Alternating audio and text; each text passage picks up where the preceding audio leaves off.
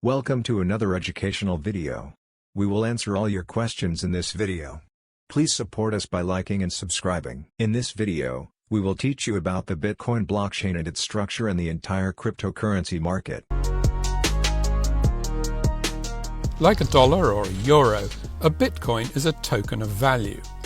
But Bitcoins are digital-only tokens.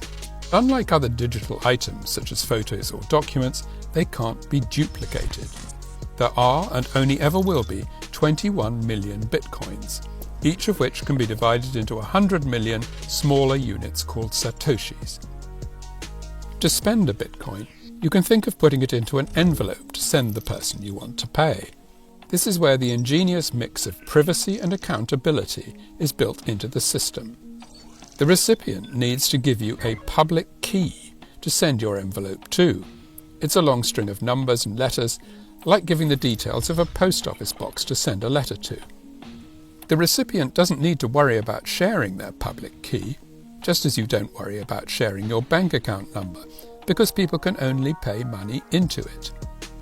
And the same address can be used to receive Bitcoin from different people, just as you might find letters from different people in your post office box.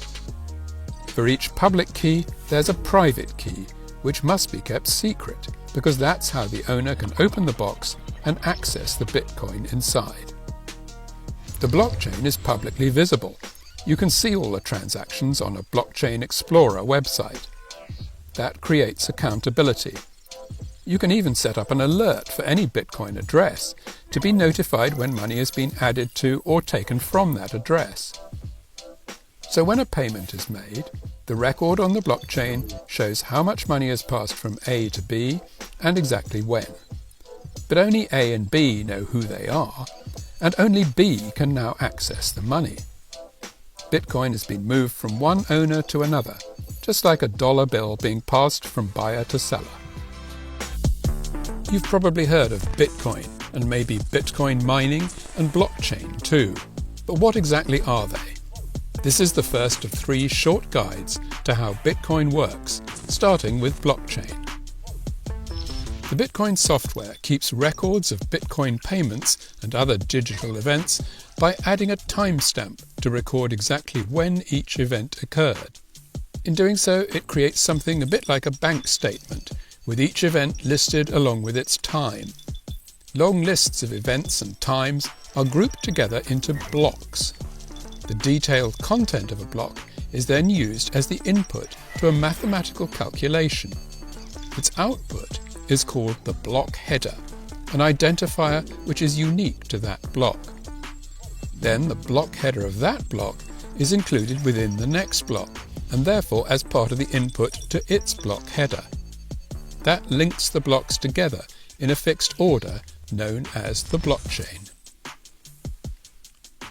Identical copies of the blockchain are held on a network of computers and can be viewed by anyone on the internet. Devices communicating with the blockchain don't each need to keep a copy of every transaction in order to maintain confidence in the network. The sequence of block headers can tell them that the network is functioning correctly, because a change to any of the records within a block will change its block header, and that will invalidate the link between blocks, breaking the blockchain. Because the blockchain is copied across the network, if one copy changes, it will be rejected, because the other copies, being identical, will agree that it must be wrong. That's how the blockchain keeps a true record of transactions. The blockchain is accessible to anyone on the internet. That makes it a dependable public register for all kinds of information.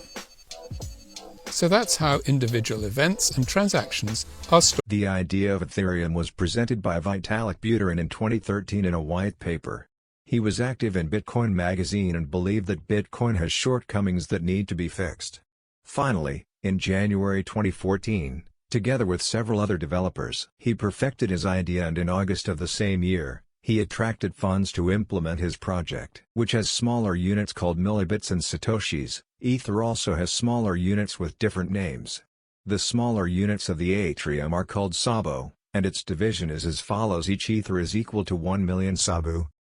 Ether is a cryptocurrency used in the Ethereum network. So, If we are going to make a transaction in the Ethereum network, we must use the Ether token.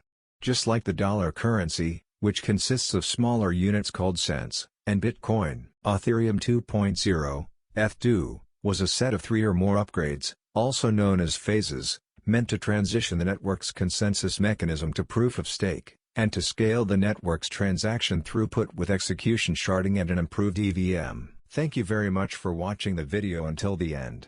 Please support us by liking and subscribing.